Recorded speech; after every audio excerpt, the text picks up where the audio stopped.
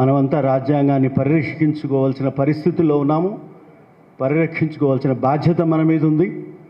ఈ రాజ్యాంగం ఒక్కటే ప్రస్తుతం మన ప్రజాస్వామ్యాన్ని, మన మాట్లాడే హక్కుని, మన జీవితాన్ని, మన స్వాతంత్ర్యాన్ని రక్షించగలుగుతుంది అని చెప్పాల్సిన పరిస్థితిలో మనం ఉన్నాం. ఈ రాజ్యాంగం గురించి మాట్లాడుకోవడానికి ఈరోజు ఇంతమంది ఇక్కడ సమావేశం కావడం చాలా సంతోషం. నిజానికి నవంబర్ 26 రాజ్యాంగ సంవిధాన రచనా సభ ముగింపుకు వచ్చి ఒక్కొక్క అక్షరాన్ని, ఒక్కొక్క పదాన్ని, ఒక్కొక్క వాక్యాన్ని చర్చించి ఆమోదించి చివరికి మనం దాన్ని అడాప్ట్ చేసుకోవాల్సిన నిర్ణయాన్ని కూడా తీసుకుని ఈ రోజున పౌరసత్వ అధికరణాలు, ఓటు హక్కు అధికరణాలు, మరికొన్ని అధికరణాలను అమలు చేసుకుని 26 నవంబర్ 1949 నాడు మనం పౌరులమైనాం. ఈ దేశంలో ఉన్న ప్రజలు పౌరులైనారు. ఈ దేశంలో ఉన్న ప్రజలందరికీ ఓటు హక్కు వచ్చింది ఈ రోజున. ఇక మిగతా గణతంత్ర పరమైన అన్ని విధానాలు, అన్ని అధికరణాలు మనకి జనవరి 26, 1950 అంటే ఖచ్చితంగా 2 నెలల తర్వాత వచ్చినాయి. గణతంత్రం ఎప్పుడు ఏర్పడింది? స్వాతంత్రం వచ్చినప్పటికీ మన తంత్రం, మన జనతంత్రం, మన జన గణతంత్రం వచ్చింది జనవరి 26న. కనుక అది రిపబ్లిక్ డే అంటున్నాం. రిపబ్లిక్ అంటే తెలుసు కదా మీకు, రాజులు కాదు, ప్రజాప్రతినిధి పరిపాలించే వ్యవస్థని రిపబ్లిక్ అంటారు. మన ప్రతినిధులు మనకు ప్రభువులై పరిపాలించే రోజు, పరిపాలన మొదలు చేసిన రోజు, అట్లా ఉండాలని మనం అనుకున్న రోజు 26 జనవరి 1950. దానికి ఒక ప్రాతిపదిక ఏర్పడిన రోజు, సైద్ధాంతికమైన చర్చా వేదిక పైన ఆధారపడిన, చర్చించి ఆమోదించిన, సవరించి తిరస్కరించిన పదాలు పోను మిగతా పదాలతో రూపొందిన మనం చూస్తున్న ఈనాటి రాజ్యాంగం, మన ముందున్న రాజ్యాంగం ఈ రోజున సంపూర్ణమైంది. అది ఈ రోజు యొక్క గొప్పతనం. విచిత్రం ఏమిటంటే మనకు చాలా తెలియదు. మీకు తెలుసు, ఈ కౌన్ బనేగా కరోడపతి అనే ఒక కార్యక్రమం తెలుగు రూపం ఒకటి ఉంది, మీలో ఎవరు కోటీశ్వరుడు అని. ఇందులో ప్రవేశించాలంటే కూడా కొంత తెలివితేటలు ప్రదర్శించాలి. అదేదో ఎంట్రన్స్ టెస్ట్ లాగా ఉంటుంది. అది పాస్ అయితే మిమ్మల్ని ఎంట్రీలోకి తీసుకుని మిమ్మల్ని పిలిస్తే మీరు ఆ పోటీలో ఆ ఫిల్మ్ యాక్టర్ ఎవరో ఉంటారు, హీరో ఉంటాడు, ఆ హీరో ఎదురుగా మీరు కంప్యూటర్ ముందు కూర్చుంటారు. అట్లా ఒక హెడ్ మాస్టర్ గారి కూతురు వచ్చింది, అంత దాకా వచ్చింది, తెలివైన అమ్మాయిని దాని అర్థం. వచ్చిన తర్వాత రకరకాల ప్రశ్నలు వేస్తున్నారు. ఆయన కంప్యూటర్ బేస్డ్ క్వశ్చన్స్ అవి, ఆయన సొంత తెలివితేటలు కావు. బాగా మాలాంటి వాళ్ళు, మీలాంటి వాళ్ళు కష్టపడి రాసిస్తే ప్రశ్నలు, ఆప్షన్స్ తయారు చేస్తే ఆయన ముందర ఉంటుంది. ఒక ప్రశ్న ఏంటంటే, బాబాసాహెబ్ అనే బిరుదు ఎవరికి ఉంది అని ప్రశ్న. కింద 4 ఆప్షన్స్: మహాత్మా గాంధీ, జవహర్లాల్ నెహ్రూ, సర్దార్ వల్లభాయ్ పటేల్, అంబేద్కర్. ఆమెకు తెలియదు. ఆమె తెలియకపోతే మనకు లైఫ్ లైన్ ఉంటుందో లేదో తెలియదు, కానీ అక్కడ ఆటేవాళ్ళకి లైఫ్ లైన్ అని ఒకటి ఉంటుంది. ఆ లైఫ్ లైన్లో ఒకటి ఏమిటంటే పీపుల్స్ ఒపీనియన్. ఆమె వాడుకుంది. పీపుల్స్ ఒపీనియన్ చేస్తే 30% నెహ్రూకి వచ్చింది, ఇంకో 35% గాంధీకి వచ్చింది, ఇంకో 20% ఇంకెవరికి వచ్చింది, పాపం ఇంకో 25% మన అంబేద్కర్కి వచ్చింది. ఇప్పుడు అవి ఏం చేయాలి? ఒక లైఫ్ లైన్ అయిపోయింది, ఇంకో లైఫ్ లైన్ ఏం చేయాలి తెలియదు. అంటే మనం ఏ స్థాయిలో ఉన్నాం, మనం ఎక్కడున్నాం, మన చదువులు ఎక్కడున్నాయి, మనం ఎక్కడున్నాం. కనీసం వాడు డబ్బులు ఇస్తారంటే మనం పోయే పోటీలో కూడా మనం సరిగ్గా జవాబు చెప్పలేని పరిస్థితిలో మనం ఉంటే, బాబాసాహెబ్ అనే బిరుదు అంబేద్కర్ ఉందని తెలియకపోతే, కనీసం పేర్లు తెలియకపోతే, చెగువేరా పేరు మీద రకరకాల టీషర్ట్లు వస్తున్నాయి మార్కెట్లోకి, మన వార్డ్రోబ్లో కూడా ఒక 3-4 ఉంటాయి, కానీ చెగువేరా ఎవరో తెలియదు. ఇది విచిత్రమైన పరిస్థితిలో ఉన్నాం మనం. ఒక అజ్ఞానం అనేది భయంకరంగా చీకటిలాగా వ్యాపించి ఉన్నది. మనం ఎట్లా, మనకి బిఆర్ అంబేద్కరే తెలియకపోతే, ఆయన బాబాసాహెబ్ అని తెలియకపోతే, ఆయన రాజ్యాంగ నిర్మాతల్లో ఒక ప్రముఖమైన వ్యక్తి అని మనకు అర్థం కాకపోతే, ఆయన రాసిన రాజ్యాంగంలో ఏముందో మనం చూడకపోతే, తెలుసుకోకపోతే ఎట్లా? ఇది మన ముందున్న సమస్య. నేను సరదాగా అంటుంటాను ఒక మాట, మనకు అన్ని విగ్రహాలు పెడతారు కదా, వీధి మూలల్లో విగ్రహాలు పెడితే 2 విగ్రహాలు మనకు దారి చూపుతాయి. ఒకటి అంబేద్కర్ ఇటు బొమ్మని చెప్తుంటాడు, ఇటు బొమ్మని చెప్తూ ఉంటాడు. ఇంకొకటి మన ఎన్టీ రామారావు, ఆయన ఇట్లా చూపిస్తుంటాడు, ఒక దారి ఆయన చూపిస్తుంటాడు, ఒక దారి ఈయన చూపిస్తూ ఉంటాడు. ఆయన చేతిలో ఒక పుస్తకం ఉంటుంది, అంబేద్కర్ చేతిలో. ఆ పుస్తకం ఏమిటో దాని మీద రాస్తే తప్ప మనకు అర్థం కాదు, రాజ్యాంగం అని రాస్తే తప్ప అర్థం కాదు. ఎట్లా మనం ఈ విధంగా మన దేశం ఉంటే మనం రాజ్యాంగ మౌలిక లక్ష్యాలని తెలుసుకోవడం ఏ విధంగా, పాటించడం ఏ విధంగా, మనల్ని మనం రక్షించుకోవడం ఏ విధంగా అనే ప్రశ్న చాలా తీవ్రమైన ప్రశ్న, మన ముందున్న ప్రశ్న. సరే, ఇంకొక మాట నేను చెప్పదలుచుకున్నా. ఇదివరకు ఈ కాన్స్టిట్యూషన్ డే నవంబర్ 26 అనేది చాలా ఎవరు పెద్ద పట్టించుకున్న రోజు కాదు. లా డే అంటారు, LAWDAY, మా లాయర్ గారికి తెలుసు. లా డే ఎవరికి పట్టింది? లా డే ఫర్గెట్. కాన్స్టిట్యూషన్ డే అంటే ఏమిటండి? ఏం కాన్స్టిట్యూషన్ డే? ఎవరికి పట్టదు. మేము ఏదో లా కాలేజీలో మేము ఒక చిన్న మీటింగ్ పెట్టుకొని మా పిల్లలకి ఇవాళ కాన్స్టిట్యూషన్ అని మేము చెప్తూ ఉండేవాళ్ళం. బార్ అసోసియేషన్ వాళ్ళు అప్పుడప్పుడు వాళ్ళకి గుర్తుంటే, తీరిక ఉంటే, కోర్టులో కేసులు కనుక ఎక్కువ లేకపోతే ఆ రోజు వాళ్ళు కూడా మీటింగ్ పెట్టుకొని నడిపించుకునేవారు. కానీ ఈ మధ్య రాజ్యాంగం చాలా గొప్పగా ప్రజల నోళ్లల్లోకి వచ్చింది, ఆలోచనలోకి వచ్చింది. ఎందుకు వచ్చింది? ఇది మనం గమనించాల్సిన ప్రశ్న. ఎందుకు వచ్చిందంటే, వి ది పీపుల్ ఆఫ్ ఇండియా, మనము ఈ దేశ ప్రజలం, భారతదేశ ప్రజలం, మనం రాసుకున్న రాజ్యాంగం అని అన్నాం. మనం అక్కడ వి ది సిటిజన్స్ ఆఫ్ ఇండియా అని అనలే, వి ది పీపుల్ ఆఫ్ ఇండియా అన్నాం. చాలా తేడా ఉంది పీపుల్కి, సిటిజన్కి. పర్సన్స్ అండ్ సిటిజన్స్ రాజ్యాంగంలో రెండు మాటలు ఉపయోగిస్తారు, చాలా ప్రధానమైన మాటలు ఇవి. మనకి జీవించే హక్కు వచ్చినప్పుడు no person shall be deprived of అని వస్తుంది. నో పర్సన్, PERSON, వ్యక్తి అని వస్తుంది. అదే మాట్లాడే హక్కు విషయం మాట్లాడినప్పుడు all citizens shall have freedom of speech and expression. అంటే ఏంటండి మరి? సిటిజన్స్కి పర్సన్స్కి తేడా ఏమిటంటే అంత తేడా ఉంది. A non citizen doesn't have freedom of speech and expression. చాలా ఇంపార్టెంట్ పాయింట్ అది. పర్సన్కి జీవించే హక్కు ఉంది, ప్రతి వ్యక్తికి జీవించే హక్కు ఉంది, కానీ ప్రతి వ్యక్తికి మాట్లాడే హక్కు లేదు భారతదేశంలో. కేవలం పౌరులకు మాత్రమే మాట్లాడే హక్కు ఉంది. ఎంత పరిమితి అండి! ఈ ఒక్క మాట వల్ల ఎన్ని పరిమితులు వచ్చినాయి ఒక వ్యక్తి మీద. మరి నేను పౌరుణ్ణే కాదంటే నా పరిస్థితి ఏంటి? నేను మనిషినైతే నాకు జీవించే హక్కు, నేను పౌరుణ్ణి అయితే మాట్లాడే హక్కు. పౌరుణ్ణే కాకపోతే రాజ్యాంగంలో ఉన్న ఏ హక్కు కూడా పనికిరాదు. చివరికి సమాచార హక్కు చట్టం కూడా every citizen shall have right to information అంటుంది. అంటే నేను సిటిజన్ కాకపోతే నాకు సమాచార హక్కు కూడా లేదు. ఇంత ఆశ్చర్యకరమైన విషయం ఇది. అయితే మరి సిటిజన్ ఎవరవుతారు? ఈ దేశంలో పుట్టిన ప్రతివాడు సిటిజన్ కావాలి. అది ఒక విశ్వజనీయమైన సూత్రం. ఏ దేశంలో పుట్టినవాడు ఆ దేశం పౌరుడు కావాలి, అయి తీరాలి. లేకపోతే ఎక్కడికి పోతాడు వాడు? ఎక్కడ పౌరుడు కావాలి? మన వాళ్ళు ఇద్దరు అమెరికాకు వెళ్ళారు, అక్కడ ఒక పాప పుట్టింది. ఆ పాప అమెరికన్ పౌరసత్వం సంపాదిస్తుంది, సహజంగా వస్తుంది అది. ఇక్కడికి వచ్చేసరికి చాలా రకాల విచిత్రమైన నియమాలు ఉన్నాయి, విచిత్రమైన నియమాలు. మీరు ఆశ్చర్యపోతారు అవి ఏం నియమాలంటే. అదొక పెద్ద శాస్త్రం, చదువుకోవాలి. పెద్ద కాంప్లెక్స్ లా, సిటిజన్షిప్ లా అనేది. ఆర్టికల్ 5 నుంచి 9 వరకు దాని గురించి ఉంటాయి, 11 వరకు ఉంటాయి.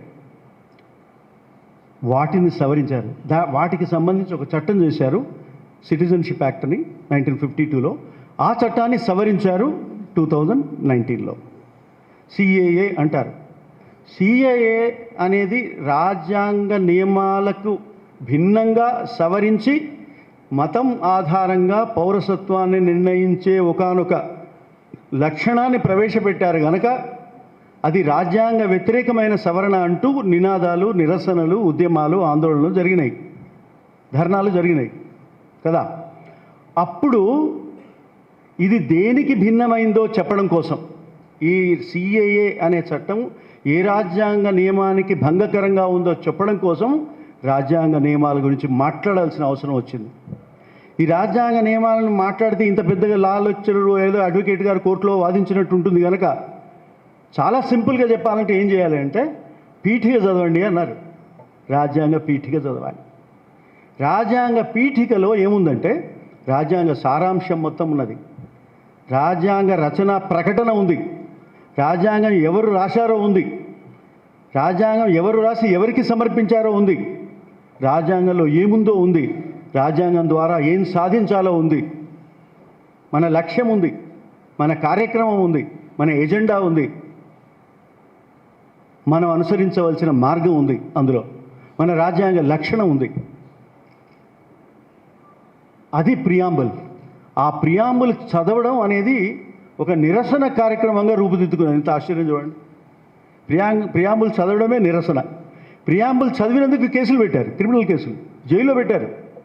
జైల్లో పెడితే నేను ప్రియాంబుల్ చదివినందుకు నన్ను జైల్లో పెట్టారు మహాప్రభు అని కోర్టుకు పోవాల్సి వచ్చింది. కోర్టుకు పోతే కోర్టు ఆశ్చర్యపోయింది, ఏమిటి ప్రియాంబుల్ చదివితే మళ్ళీ కోర్టులో జైల్లో పెట్టారా, నిజమేనా అని అడిగింది. అయితే ఢిల్లీ ప్రాసిక్యూటర్ వచ్చి అవునండి ఈజ్ ప్రొవోకింగ్ ది వైలెన్స్ అన్నాడు. ఎక్కడ ప్రొవోకింగ్ వైలెన్స్ అంటే వీడియో తెమ్మన్నారు. వీడియోలో చూస్తే ఏముంది, అతను ప్రియాంబుల్ చదువుతున్నాడు. ప్రియాంబుల్ చదువుతుంటే రెచ్చగొట్టడమా, హింసను రెచ్చగొట్టడమా? ఆయన ప్రియాంబుల్ చదువుతుంటే చాలామంది ప్రియాంబుల్ చదివారు. చంద్రశేఖర్ ఆజాద్ అని ఆయన ప్రియాంబుల్ చదువుతుంటే చాలామంది ప్రియాంబుల్ చదివారు. చాలామంది ప్రియాంబుల్ చదవడానికి వచ్చారు. అంటే ఏమిటి, మీరు ఎంతోమందిని గుమికూడేట్టు చేయడానికి మీరు ప్రసంగాన్ని, మీ వాక్ స్వాతంత్రాన్ని మీరు వాడుకున్నారు, అది హింసకు దారితీస్తుంది అని ఆరోపణ. అక్కడెక్కడ హింస లేదు, జరగలేదు. అయితే హింస జరిగిందా లేదా అని ఎవరు చెప్పాలి? కోర్టులో రుజువు చేయాలి. కోర్టులో రుజువు చేయాలంటే ఏం చేయాలి? మీరు కేసు పెట్టాలి. కేసు పెడితే ఏం చేస్తారు? అరెస్ట్ చేస్తారు. ఇది ఎక్కడ అన్యాయం అండి? ప్రియాంబుల్ చదవడం ఆందోళన, ప్రియాంబుల్ చదివితే నేరం, ప్రియాంబుల్ చదివినందుకు జైల్లో పెడతారు. ప్రియాంబుల్ చదివినందువల్ల హింస ప్రచురలేదని నేను నిరూపించాలి. ఇది పరిస్థితి 2019, 2020లో మన దేశ పరిస్థితి. కోర్టుకు పోయింది వ్యవహారం. ఢిల్లీ జడ్జి, ఆ రోజు ఢిల్లీ మెజిస్ట్రేట్, మన అదృష్టవశాత్తు రాజ్యాంగం పట్ల అవగాహన ఉన్న మెజిస్ట్రేట్, రాజ్యాంగం తెలిసిన మెజిస్ట్రేట్, ఇది ఎక్కడి అన్యాయం అని అడిగింది ఆమె, లేడీ మెజిస్ట్రేట్. అడిగి రాజ్యాంగ పీఠికని బహిరంగంగా చదవడం నేరం కాదు అని ప్రకటించాల్సి వచ్చింది. ప్రకటించింది మన అదృష్టం కొద్ది. చూడండి, రాజ్యాంగం పీఠిక రాసినందుకు మనం బాబాసాహెబ్ అంబేద్కర్ని ఇంకా ఇతర రాజ్యాంగ రచనా ప్రముఖులను గుర్తుపెట్టుకోవాలా? రాజ్యాంగం చదివినందుకు నిరసనలో భాగం అని భావించాలా? లేదా రాజ్యాంగం చదివి జైలుకు పోవాలా? రాజ్యాంగ పీఠిక పఠించడం నేరం కాదని కోర్టు తీర్పులు కోరుకోవాలా? ఏమిటి, ఏ పరిస్థితి మనది? ఇది ఎక్కడున్నాం మనం? ఎక్కడి నుంచి ఎక్కడికి పోతున్నాం? రాజ్యాంగం చదివితే నేరమని ప్రభుత్వం నిర్ణయించే ధోరణిలో ప్రభుత్వం ఉంటే, బాబాసాహెబ్ అంటే ఎవరో తెలియని ధోరణిలో ప్రజలు ఉన్నారు. ఎంత అన్యాయం ఇది! ఇక్కడ రాజ్యాంగం అంటే ఏమిటో తెలియని అమాయకత్వం, అక్కడ రాజ్యాంగం చదివితే కూడా జైల్లో పెట్టే అణచివేత విధానం. ఒకవైపు అణచివేత, మరొకవైపు అజ్ఞానం. ఎక్కడ కుదురుతుంది పొంతన? మనం ఎక్కడికి వెళ్తాం? మనం ఎట్లా రక్షించుకుంటాం ఈ దేశాన్ని, ఈ ప్రజాస్వామ్యాన్ని, ఈ రాజ్యాంగాన్ని ఎట్లా రక్షించుకుంటాం? ఇంతకుముందు వెంకటరెడ్డి గారు చెప్పినారు, మన మాజీ ఎమ్మెల్యే, కొత్తగూడెం మాజీ ఎమ్మెల్యే గారు కూడా చెప్పారు. ఏమని? రాజ్యాంగం అమలు చేయడరా బాబు అంటే రాజద్రోహం నేరం పెట్టే రోజులు. నేను దేశద్రోహం అంటే నేను ఒప్పుకోను, సెడిషన్ది. రాజద్రోహం అంటే ఒప్పుకుంటాను. రాజద్రోహం కాదది, రాజద్రోహమే అది. కావచ్చు, కాకపోవచ్చు, రాజద్రోహం కూడా అనలేము. దేశద్రోహం అయితే ఎట్టి పరిస్థితుల్లో కాదు. ఎందుకు కాదంటే, ఈ దేశానికి అవసరమైంది రాజ్యాంగ పాలన, రాజ్యాంగానికి అవసరమైంది రక్షణ. ఇది మనకు కావాల్సింది. దీన్ని అడిగితే ఎందుకు నేరం అవుతుంది, ఎప్పుడు నేరం అవుతుంది? ఎప్పుడు నేరం కాదు. రాజద్రోహం ఎట్లా అవుతుంది, దేశద్రోహం ఎట్లా అవుతుంది? కాదు. ప్రభుత్వానికి వ్యతిరేకంగా మాట్లాడడం ప్రభుత్వ ద్రోహం కూడా కాదు. సో మీకు 3 రకాల అంశాలు ఉంటాయి ద్రోహం కేసులలో. ప్రభుత్వ ద్రోహమా, ప్రభుత్వ విమర్శ, దేశద్రోహమా, దేశ రక్షణ, రాజద్రోహమా, రాజులను విమర్శించడమా? ఏది? మీరు కనుక 120A చదివితే ఎక్కడ మీకు కనిపించదు రాజద్రోహం అనే మాట, దేశద్రోహం అనే మాట ఎక్కడ మీకు కనిపించదు. ఏది దేన్ని అనాలనో చాలా స్పష్టంగా అందులో లేదు.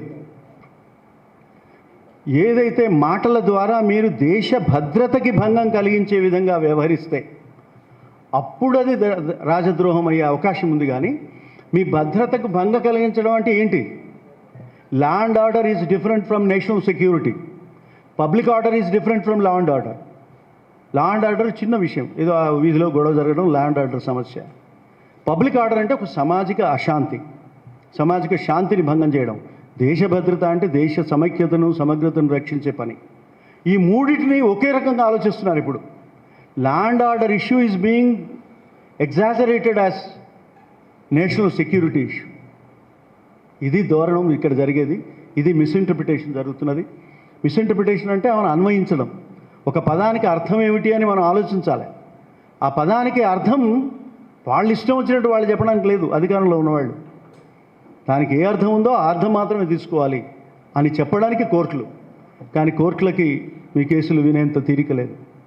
కేసు పెట్టడం అంటే ఏమిటి? కేసు పెట్టడం అంటే కోర్టుకు పోవడం. కోర్టు పోవడం అంటే ఏంటి? ఎప్పుడు బయటకు వస్తారో తెలియదు, ఎన్నాళ్ళు కోర్టులో ఉంటారో తెలియదు. ఇది దారుణం. వాడెవడో ఒక ఆవు పారిపోతున్నదట. ఒక పారిపోతే నువ్వు ఎందుకు పారిపోతున్నావు అన్నట్టు. అంటే ఈ దేశంలో నక్కలన్నింటినీ బంధించాలని ఒక చట్టం చేశారు, నక్కలను పెట్టుకొని జూలో పెట్టేస్తున్నారు, పంజరాల్లో పెట్టేస్తున్నారట. అంటే మరి నువ్వు నక్క కాదు కదా, ఆవు కదా, ఎందుకు పారిపోతున్నావు అంటే, నేను ఆవునని నాకు తెలుసు, కానీ నేను నక్కను కాదు అని నేను ఎట్లా రుజువు చేసుకున్నాను అనిందట. అది ఈ రుజువు చేసుకునేలోగా నాకు 20 ఏళ్ళు పడుతుంది, అందుకని నేను కూడా పారిపోతాను, ఎందుకైనా మంచిదని పారిపోతున్నా అని చెప్పిందట.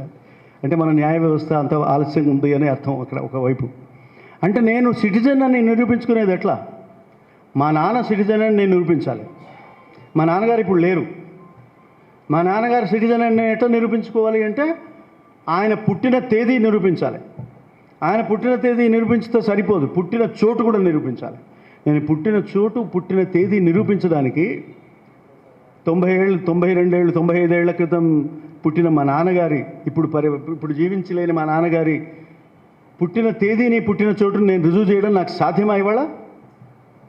ఒక ఆవు నేను నక్కను కాదని రుజువు చేయడం సాధ్యమా ఇవాళ? కాదు. ఎక్కడ రుజువు చేయాలి? తెలియదు. ఏ రుజువులు చూపిస్తే నువ్వు ఒప్పుకుంటావు? తెలియదు. చెప్పరు. తెలియదు కాదు, చెప్పరు. ఇంతవరకు రూల్స్ లేవు. ఇంతవరకు ఈ ఎవిడెన్స్ నేను ఆధార్ కార్డు చూపిస్తే ఒప్పుకుంటాను, ఓటర్ కార్డు చూస్తే ఒప్పుకుంటానని చెప్పట్లేదు. How do I prove that I'm citizen of India? If I don't prove that I'm citizen of India, I'm not person in India. నాకు ఈ దేశంలో ఉండే అధికారమే లేదు. ఈ దేశంలో ఉండే అధికారమే లేనప్పుడు ఈ రాజ్యాంగం నాకు ఎందుకు పనికి వస్తుంది? అంటే ఏంటి? ఒక చిన్న సవరణ ద్వారా ఈ రాజ్యాంగంలో ఉన్న అన్ని హక్కులు నాకు అమలు కాకుండా చూసే ఒక ప్రయత్నం జరిగింది. ఈ సవరణ కరెక్ట్ అని వాదించే వాళ్ళు ఉంటారు, చాలా భక్తితో దీన్ని పూజించే వాళ్ళు కూడా ఉంటారు. కానీ దీంట్లో ఉన్న అన్యాయం, ఘోరం, రాజ్యాంగ వ్యతిరేక వ్యవహారాలు రుజువు చేసుకోవడంలో ఉండే కష్టాలు చెప్పడం చాలా కష్టం. తర్వాత హిందువులకా ముస్లింలకా అని కూడా నేను చెప్పట్లేదు. అస్సాంలో ఒక చేసినారు, 19 లక్షల మంది పౌరులు గారిని తేల్చారు. ఎంతమంది అండి? 19 లక్షలు. ఏమన్నా అర్థం ఉందా అండి? 19 lakh people. How do they prove they are citizens of this country? అదే ప్రపోర్షనేట్ మొత్తం భారతదేశం అంతా మీరు నేషనల్ రిజిస్ట్రేషన్ ఆఫ్ సిటిజన్షిప్ కనుక తీసుకోవడం మొదలు పెడితే, ఎన్ఆర్సీ మొదలు పెడితే ఎన్ని కోట్ల మంది పౌరులు కారని మీరు తేలుస్తారు. ఆ కోట్ల మంది ఎక్కడికి వెళ్ళాలి? ఎక్కడ రుజువు చేసుకోవాలి పౌరులని? ఏ కోర్టు రుజువు చేస్తుంది? అందాక నువ్వు డిటెన్షన్ సెంటర్లో ఉంటావు. డిటెన్షన్ సెంటర్ అంటే ఏంటి? హాస్టల్ కాదు, డిటెన్షన్ సెంటర్ అంటే జైలు. ఏ నేరం చేసినందుకు మనం జైలు పోతున్నాం? రాజద్రోహం నేరం కింద ఏదో ఒక ఛార్జ్ పెడుతున్నావు, నేను రుజువు చేసుకుంటే బయటికి రాగలుగుతా. కానీ నా డిటెన్షన్ సెంటర్లో నువ్వు పౌరుడు కావని నన్ను జైల్లో పెడితే నేను ఎక్కడికి పోవాలా? ఎన్నాళ్ళు ఆ డిటెన్షన్ సెంటర్లో ఉండాలి నేను? పోనీ అక్కడి నుంచి నేను ఎక్కడికి వెళ్ళాలి? డిటెన్షన్ సెంటర్లో ఎందుకు పెడుతున్నారా అంటే దానికి జవాబు ఏంటి తెలుసా? మీ దేశం ఏదో, ఆ దేశం మిమ్మల్ని ఆ దేశానికి తీసుకుపోయేదాకా ఈ దేశంలోని డిటెన్షన్ సెంటర్లో ఉండాలట. మరి నా దేశం ఏదో నాకు తెలియదు, నువ్వన్నా చెప్పు. వాడు చెప్పడు. నా దేశం ఏదో వాడికి తెలియదు, నా దేశం ఇదంటే నమ్మడు. నాకు రాజ్యాంగ హక్కులేవి నాకు వర్తించవు, వ్యక్తి స్వాతంత్రం కూడా నాకు లేదు, వ్యక్తి స్వేచ్ఛ కూడా లేదు. ఎక్కడికి పోవాలండి? ఇది సిటిజన్షిప్ అమెండ్మెంట్కు వ్యతిరేకంగా ఉన్న విమర్శ. దీన్ని ఆలోచించేవాడు లేడు. దీనికోసం నిరసన చేస్తే రాజ్యాంగ పీఠిక చదివితే నేరం. ఇక్కడి నుంచి వచ్చింది మనము రాజ్యాంగ పీఠిక యొక్క ఇంపార్టెన్స్. అప్పుడు ప్రభుత్వం కూడా అలర్ట్ అయింది ఆశ్చర్యకరంగా. ఓహో, పీఠిక చదవడానికి ఇంత వాల్యూ ఉందా అని అర్థమైంది. అర్థమయ్యి ఇప్పుడు ఇవాళ నేను మొన్న ఒక ఆర్డర్ చూసినాను, నేను గవర్నమెంట్ ఆఫ్ ఇండియా ఆర్డర్. ఏమిటంటే all central ministries have to erect preamble wall. అంటే పీఠికని వాళ్ళ గోడ మీద రాయాలి, వెబ్సైట్లో పీఠిక గురించి చెప్పాలి, మీటింగ్ ఖచ్చితంగా ఏర్పాటు చేయాలి. ఇవాళ by rule, by order of government of India, every central ministry is performing or celebrating constitution of India. Every ministry is celebrating constitution of India. ఎంత విచిత్రం అండి! 70 సంవత్సరాలు మర్చిపోతాం, ప్రియాంబుల్ని మర్చిపోతాం, రాజ్యాంగాన్ని మర్చిపోతాం. 71వ సంవత్సరం దానికి వ్యతిరేకంగా సవరణలు తీసుకొస్తాం. దాని మీద నిరసన వస్తే మళ్ళీ ప్రియాంబుల్ గుర్తుకొస్తుంది. తర్వాత 72వ సంవత్సరంలో we will celebrate, not you, we will celebrate. విచిత్రం కాదు? ఇది మన దేశం మనకున్న పెద్ద సమస్య. ఇక మరి మనం ఈ రాజ్యాంగాన్ని అమలు చేసుకున్న ఈ 72 సంవత్సరాల్లో మనకు రాజ్యాంగం గురించి ఎంతవరకు తెలుసు అంటే, 2005లో సమాచార హక్కు చట్టం వచ్చిన తర్వాత సర్వేలు నిర్వహించారు. సర్వేలు నిర్వహిస్తే సమాచార హక్కు చట్టం ఉందని తెలిసిన వాళ్ళలో సగం మందికి భారత రాజ్యాంగం ఉందన్న విషయం తెలియదు. ఇండియన్ పీనల్ కోడ్ ఉందని తెలిసిన వాళ్ళలో సగం మందికి భారత రాజ్యాంగం ఒకటి ఉన్నదని తెలియదు. ఇది మన పరిస్థితి. అంటే ఏంటి? నీకు సమాచారం తెలుసుకునే హక్కు ఉందని ప్రత్యేకంగా చెప్పిన తర్వాత ప్రజలకి ఏ సమాచారం తెలుసుకోవాలో అనే ఆసక్తి కలిగింది. ఆ ఆసక్తిలో భాగంగా రాజ్యాంగం గురించి కూడా తెలుసుకోవాల్సిన అవసరం ఏర్పడింది. రాజ్యాంగం గురించి తెలియదు అనే విషయం తెలిసింది. ఆశ్చర్యం. So we must know what is our constitution. ఆ మధ్య రాజ్యాంగాన్ని వ్యతిరేకించిన వాళ్ళు ఉన్నారు. ఈ రాజ్యాంగం పనికిరాదు ఈ దేశానికి అన్నవాళ్ళు ఉన్నారు. ఇందులో గాంధీవాదం లేదన్న వాళ్ళు ఉన్నారు. ఇందులో సనాతన ధర్మం లేదన్న వాళ్ళు ఉన్నారు. ఒక ఆయన అయితే మీకు రాజ్యాంగ రచనా సభలో భగవంతుడి ఆశీస్సులతో అని వాక్యం పెట్టాలన్నాడు. అంటే ఇదన్నీ విత్డ్రా చేసుకోండి, ఇటువంటి పదాలు కుదరవు సెక్యులర్ కాన్స్టిట్యూషన్లో, ఇవి సామాజికమైన పరమైన అంశాలు, ఇవి ఇందులో భగవంతుడికి ఆవిష్కారం లేదు అని అంబేద్కర్ ఇంకెవరో పటేలు వాళ్ళంతా చెప్పారు. వినక ఆయన ఈ ప్రెస్డ్ ఆన్ ది అమెండ్మెంట్ ఓడిపోయింది. అమెండ్మెంట్ అంటే తెలుసు కదా, సవరణ ప్రతిపాదిస్తే దాని మీద ఓటింగ్. ఆ ఓటింగ్లో పోయింది. అది ఓటింగ్లో ఓడిపోతే ఈ దేశాన్ని ఎవరు కాపాడలేరు, దేవుడు కూడా రక్షించలేడు అని ఆయన ఒక స్టేట్మెంట్ చేసి కూర్చున్నాడు. అమెరికాలో కూడా in the name of Jesus అని పెట్టాలని ప్రతిపాదన వచ్చింది. అక్కడ కూడా ఒప్పుకోలేదు. చివరికి మనము బ్లెస్సింగ్స్ ఆఫ్ గాడ్ అనే మాటలు ఇవన్నీ చర్చించిన తర్వాత చివరికి ఏం నిర్ణయించుకున్నామంటే, మనం పీపుల్ని ప్రస్తావిస్తే చాలు అని నిర్ణయించుకున్నాం. వి ది పీపుల్ ఆఫ్ ఇండియా అన్నాం. పీపుల్ ఆఫ్ ఇండియా అంటే ఎవరు? ఏ పీపుల్ అండి? ఎప్పటి పీపుల్ అండి? నువ్వు ఈరోజు వి ది పీపుల్ ఆఫ్ ఇండియా నువ్వు ప్రియాంబుల్ చదివితే ఈరోజు ఈ దేశంలో ఉన్న ప్రజలంతా దాని కిందికి వస్తారు. 1949లో చదివితే 1949లో ఉన్న జనరేషన్ దాని కిందికి వస్తుంది. పీపుల్ అంటే ఇదివరకు ఉన్న ప్రజలు, ఇప్పుడున్న ప్రజలు, రాబోయే ప్రజలు, 3 తరాల వాళ్ళు ఉంటారు అందులో. కాబట్టి ఇది పీపుల్ ఆఫ్ ఇండియా. నిన్ను నేను ఎలక్ట్ చేసుకున్నప్పటికీ నీ పెత్తనం ఎంతవరకు అండి? నేను ఒక ప్రభుత్వాన్ని ఎన్నిక చేసుకున్నా, నేను ఓటేసినా ఓటేయకపోయినా గెలిచిన ప్రభుత్వం నా ప్రభుత్వమే. ఆ ప్రభుత్వం ఎన్నాళ్ళండి? ఈ పెత్తనం దేశం మీద చేసే పెత్తనం దానికి ఎన్నాళ్ళు ఉంటుంది? 5 ఏళ్ళు ఉంటుంది. 5 ఏళ్ల పాటు పెత్తనం చేసే ప్రభుత్వానికి, 5 ఏళ్ల పాటు అమల్లో ఉండే పార్లమెంటుకి మొత్తం రాజ్యాంగ మౌలిక స్వరూపాన్ని చిన్నాభిన్నం చేసే, శిథిలం చేసే అధికారం ఉంటుందా? మీ తాతగారు సంపాదించి మీకు ఇచ్చిన ఆస్తి మీరు తాగి దుర్వినియోగం చేస్తారా? దాచిపెట్టి మీ మనవడికి ఇస్తారా? మీరేం చేస్తారు? మీ బాధ్యత ఏంటి? నీది కానీ ఆస్తి ఖర్చు పెట్టే అధికారం నీకెక్కడిది? నువ్వు సంపాదించింది నువ్వు ఖర్చు పెట్టుకో కావాలంటే, అది కూడా బాధ్యతగా చెయ్యి. ఇది ధర్మం. దీన్ని ఇంటర్ జనరేషనల్ ఈక్విటీ అంటారు, ఇంటర్ జనరేషనల్ ఆబ్లిగేషన్ అంటారు. తరాల అంతరాలతో కూడిన బాధ్యత. So constitution of India gives you power only to rule this country only for 5 years, not beyond. And within 5 years you have to follow the constitution, you have to understand the constitution, you have to implement the constitution. అయితే అంబేద్కర్ ఒక November 25, 1949 అంటే నిన్నటి రోజున ఒక అద్భుతమైన ప్రసంగం చేశారు. నేను అనుకుంటాను ఈ ప్రసంగాన్ని ఇంగ్లీష్లో అన్ని భాషల్లో ట్రాన్స్లేట్ చేసి అందరికీ పరిచయం చేయాలి, అందరికీ పంచిపెట్టాలని రిక్వెస్ట్ చేస్తున్నాను మీ అందరికీ. అద్భుతమైన ప్రసంగం. భారతదేశ రాజ్యాంగం యొక్క స్వరూపం ఏమిటో చెప్తూ, ఈ రాజ్యాంగం ఎట్లా అమలవుతుందో కూడా చెప్తూ, మనకున్న భయాందోళనల గురించి కూడా అందులో రాస్తాడు. ఇండియా పేరు ఏం పెట్టాలనే ప్రస్తావన వచ్చింది. దానికి జవాబు అందులో ఉంటుంది. మీకు ఆ లాస్ట్ స్పీచ్లో ఉంటుంది. ఏమనాలండి ఇండియాని? ఇండియన్ నేషన్ అనాలా?